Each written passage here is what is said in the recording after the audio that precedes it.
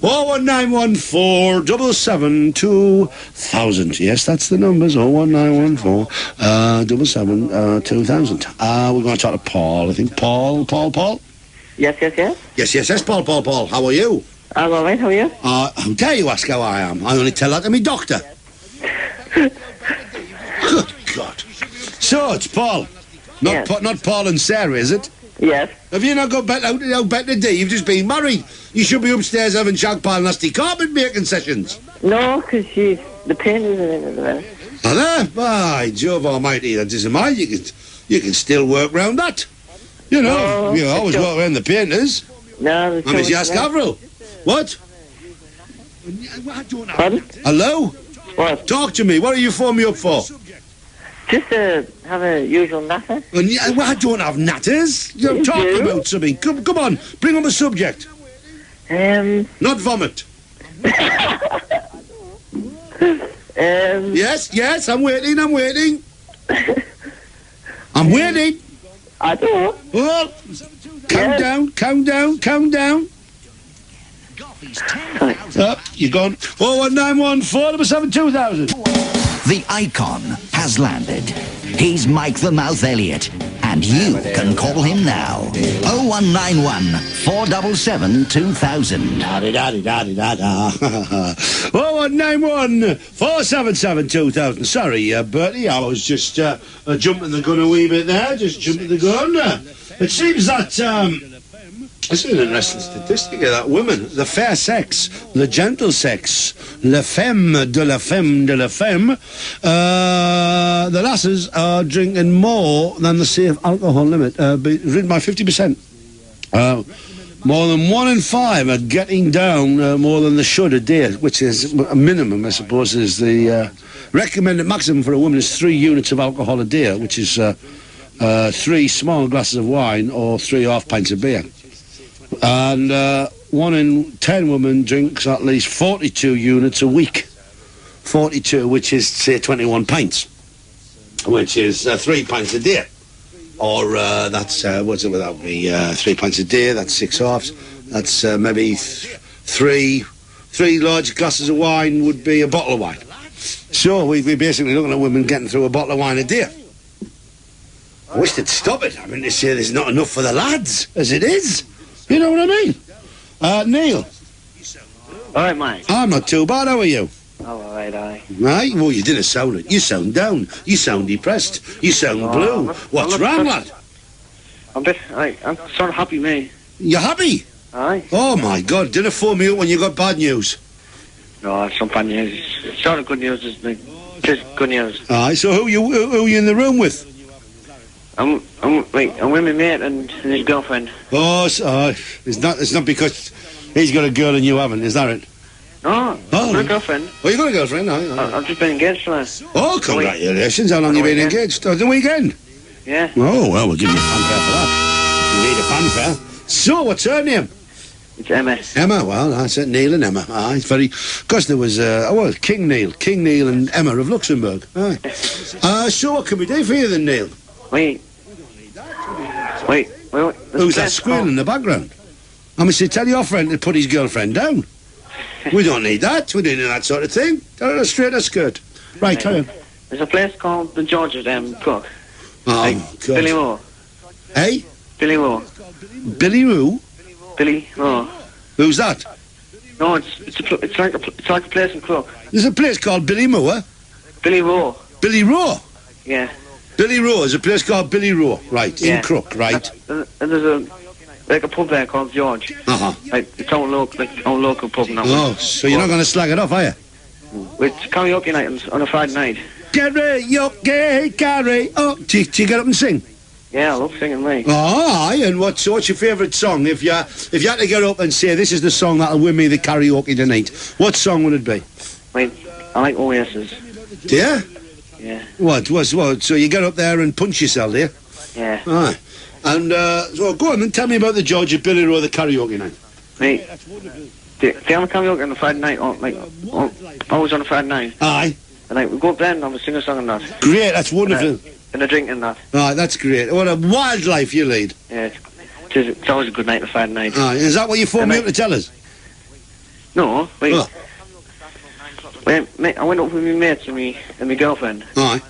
And like, wait, the karaoke starts about 9 o'clock until about half 11, quarter to 12, something like that. How long did it take you to propose to your lass? Yeah. Go on. I'll get to it. Aye. And like the karaoke finished like on the last song. Cause I sang a special like. Lovely, lovely. What happened? And wait, I sang my special song and like she passes the mic, and like my girlfriend was sitting down having a drink and that. Aye. And I got my hand like down on my knees, like next to her, and like hold her hand in that. Aye. And that's when I proposed to her. Like I asked her if she would marry us. Aye. And like slipped on the ring and that, and she said yeah. And we got a special free drink off the landlord as well. I tell you, I mean, Lottie's in tears here. Lottie is in tears. I'm starting to bubble up. I'm starting to bubble up here, but Lottie floods of tears now. You've got her gone now. Thank you for nout. I mean, it's just that, she likes Oasis as well. So, I mean, it's that, what can I say here? Apart from that's the most boring bloody call I've had. 01914 477 2000. God almighty. Julie. Hiya, Mike. It's Julie from Billy Mill. It's not Julie from Billy Mill. We've just had Neil from Billy Row. There's a lot of Billies going on round here, isn't there? I'm the mobile carer, the one that travels round. Oh, aye, the mobile carer, yeah. Just a mobile carer. With a colostomy bag and a Zimmer frame on me arm. I want some advice. I want to set up an act, right? You want to set up a what? I want to set up, like, a duo, like, to travel around clubs and that. And I'm looking for a really good quality male singer, and I want to act like a comedic thing in the background. Oh, so basically you want a good-looking lad to come on and sing his heart out, while you come on behind him and screw up the act. Just act like this. Basically. Act the idiot. Well, you cannot just act the idiot. I mean, there's no such thing as acting the idiot on the stage. Acting the idiot on the stage gets you booed off. Right. It's got to be written, it's got to be planned, it's got to be rehearsed, it's got to be tighter than a frogman's chuff. And, that takes a good while to get that. And what sort of stuff would you be doing in the background all around? Well, I don't know yet, but... Well, you see, that would help. If you're going to get a singer... you should have some ideas before you start looking for a singer, because a good singer, I mean, there's no wrong with it. I mean, say, having a female comedian doing it, it's new in one sense, but you've got to be bloody good, because if you're not any good, the singer, people will feel really sorry for the singer and tell you to bugger off and just keep the singer on, and quite rightly so. And the singer has got to have a wit of humour as well. Yes. So, how do you go about How am I going to find a singer then? Do you think How do you find a singer? Go around to karaoke and pubs and that and just see what... Well, that's one way to do it. Not that karaoke's are necessarily good singers. None of them are usually. But you can try.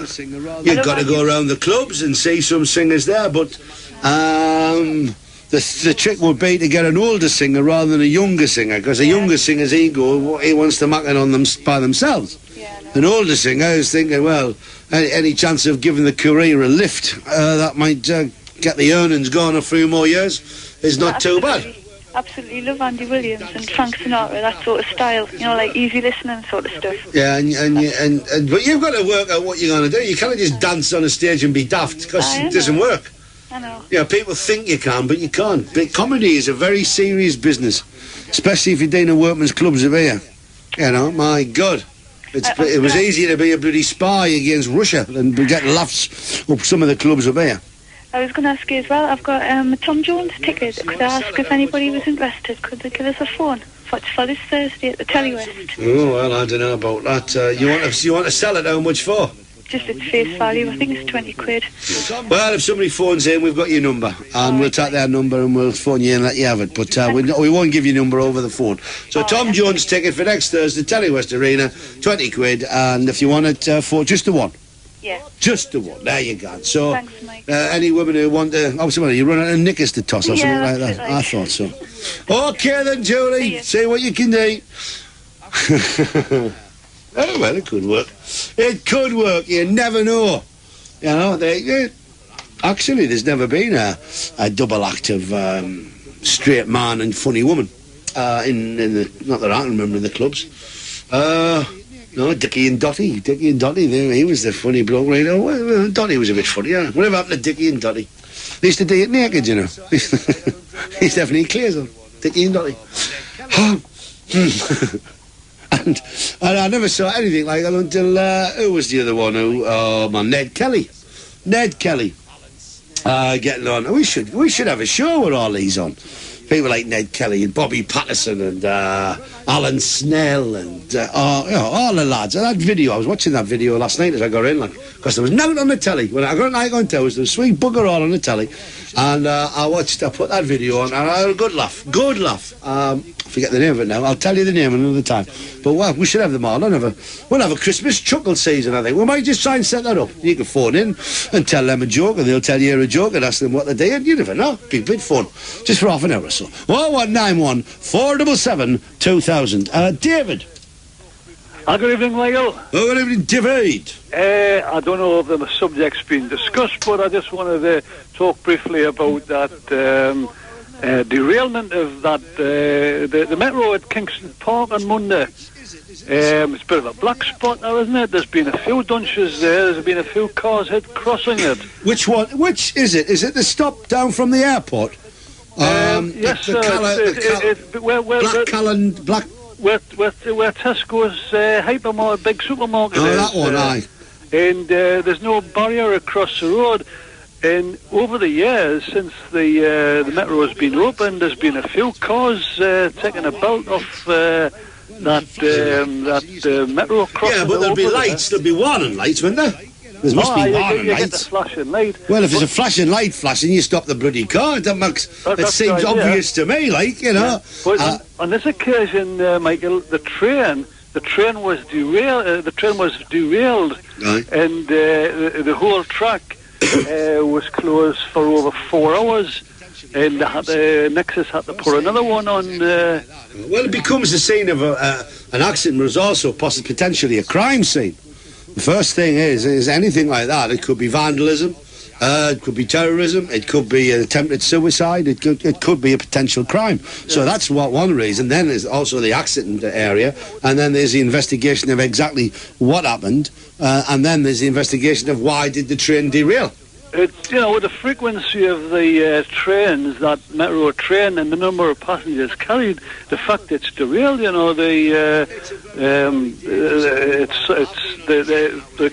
possibility of vandalism is something that once looked at. It's a very, very dangerous area, vandalism. I've been on a train that was nearly derailed by vandals, and I tell you, if I could have got my hands on them, they wouldn't have been alive, because there was women and children on the train and stuff like that. There was only one injury, and one man apparently was taken to hospital with a head injury, but the car was totaled. There was a photograph of it in one of them free papers, but it actually derailed the train. But you see, there's accidents on crossings when there is barriers. I've seen videos of the drivers racing to beat the barrier. And actually driving around the barrier when it was coming down. But, you've just... Common sense tells me that when the lights are flashing, stop the car. Maybe what we also need on all these is a light a bit further up. So you double it so that you've got even longer information. So when... it's just about 150 yards away from that big supermarket, Tesco's. Well, luckily the train didn't get that far. Obviously the driver got his shopping in. But they've got their own station. But you've got to accept the fact that they've got lights, and there does come a time, and I'm sick of saying this, when people get into cars, they become different people. They become dipsticks. The people behind the driving wheel are responsible for, they're driving a one-ton projectile there, aren't they? Well, it's I don't know. Obviously, I don't know who's at fault or where the fault is. There's obviously an inquiry and an investigation and inquiry, and we'll find that out later on. So we cannot prejudge who was at fault. But the bottom line is, flashing lights tell you don't even attempt it. It's very simple. But we'll have to wait and see what the results of the inquiry are. Michael, if I may, that was an appalling piece of horrible bad luck in North Yorkshire. I saw in the news. Bad Yorkshire. Aye, so a car full of people stopped at the scene of an accident. Oh, right, yeah. Terrible. And obviously, with good intention, trying to help. And as a truck took, well, there was 4 fatalities at the finish. That was 6 fatalities. It was 6, was it? Yeah, is this where the car overturned and people stopped in the Range Rover to help them, and then a van stopped to help as well, and then a truck piled into the van, which shoved the van into the car, and something like that. so I heard sadly there was 6 dead. Well, I'm sorry to say this, but the incidents of crashes happening on roads and motorways, there's too many cars on the road, and there's too many trucks on the road, and there's too many bad drivers. I'm not saying this driver was a bad driver, I don't know about it, but he was arrested. Had air brakes, some vehicles that they could not stop immediately, but... Well, no, you've just got to take lots of care on the road, and I'm afraid some people get into cars, they get into big, powerful cars, and they think they're immune, and they think they've got the speed to get out of trouble, and they just blatantly cut people up, and you've got trucks, and there are some bad truck drivers. I don't know enough about this case, but there are bad drivers, and these, really put everybody at risk. And when we look at the roads now, when there's something like 33 million car journeys on the road, or something like that, or cars on the road, it's just a potential recipe for devastation and havoc. And drivers have got to start understanding that they put not only their own lives, but other innocent people's lives at risk, and they've got to sort themselves out. And there's no excuse. There's no excuse for a crash on the road. There's no excuse whatsoever. The word accident shouldn't come into it. It's incompetence, it's selfishness, it's stupidity. It's sad that the people stopped to assist if they could with the best of intentions, and they were taking themselves, Well, that's always a risk on a motorway, You've got to... some people said one of the van maybe hadn't fully pulled off the motorway, but the thing is that you should be going at a speed where you should be able to judge what's happening about you, ahead of you, behind you, at the side of you, and you should be able to take decisive action to prevent anything happening to you. And if you're going too fast, or you're too tired, or you're not paying attention, or you're on a mobile phone, or you're talking or having a row with somebody, you're not in full control of your vehicle. And that's why it's not an accident, though. I hate the word accident. No such thing as an accident. There's contributory causes to accidents. What's called accidents? Well, obviously, if a pigeon flies out and splats on your windscreen, or a stone chips up and breaks your window, we'll give that as an accident, right? But the majority of crashes that happen on our roads are caused by incompetence and selfishness. Very simple and straightforward, and tiredness, which is selfishness. I think the average driver would find it impossible to disagree with that. Yeah, but they do. As soon as they get in the car, they're going, duh, driver, and they forget. And I've got to say that I myself am one of them. But I'm learning. I'm fighting me rage. I'm fighting that. I'm learning. I'm understanding me when I get in the car. And I think we've all got to do it. We all blame the other person. And look at him. Look at what he's doing. Blaming the other person. Well, in my case, it's always invariably that I'm right. It is the other bloody person. Cheers, David. 0191 477 2000. Anyway, Tommy and I, we're going up to the news shortly, so we'll not come on to you. We'll come down to you in a tout de suite à l'os Volevant. Enchanté. Can we come back to him in a Volevant? Of course you can, man. Never fit in a Volevant. Hey, lovely cars, them. What, East German Volevants? Can't like a tank. Can't like a tank with piles. Well, you'll come to that. Anyway, everybody out there, Bertie, go on, Bertie's dead king. Call Mike the Mouth now. 0191 477 2000. Yes, it is an easy job, but we like them. If you want to volunteer for the job, then you'll have to volunteer. And come on, and we'll hear you. Maybe next week we'll have a competition to see who can do the good readings. Century FM, Mike the Mouth. We'll keep the best. We'll keep the best, yes. So there you are. We'll give you a game, a thought. So you have to write out a nice introduction for Mike the Mouth and the show of shows. And the number 0191 477 2000. Must not forget the number 0191 477 2000. Interesting thing I read in the paper, I don't know if you read it, but Paddy Ashdown's memoirs, ex-leader of the Liberal Party, and he actually, I mean, the man is an idiot. He actually I had prints. a fallout with him. Not he had a fallout. But in this, he reckoned that he had Rumpy Pumpy in 9.5 seconds, or some woman reckoned. So in 9.5 seconds. He wouldn't be boasting that himself, would he? 9.5 seconds. I mean, you know. Most men are you know, get cocky with 3 minutes, but 9.5 seconds, that's just a minute. Count me. 1 and 2 and 3 and 4 and 5. Right, count. Are you ready? Go. Now. Right. It's 3.6 seconds to get the zip down. And therefore to get the zip back, 6 seconds. Belt going down. You can't do it. You can't do that in 9.5 seconds, 9 seconds, 9. Aye. No, you can't do it. Yeah, you cannot do it. It's as simple as that. Paddy Ashdown, you're lying. Or the woman is lying. One of the two, they're both lying. However, I'm not lying. I'm asking you to listen to the adverts, listen to the news, listen to the rhythm of the falling rain, pitter-patter, pitter-patter, pitter-patter, and then pick up the phone and give us a bell on 0191 477 2000. Century FM's late night show of shows.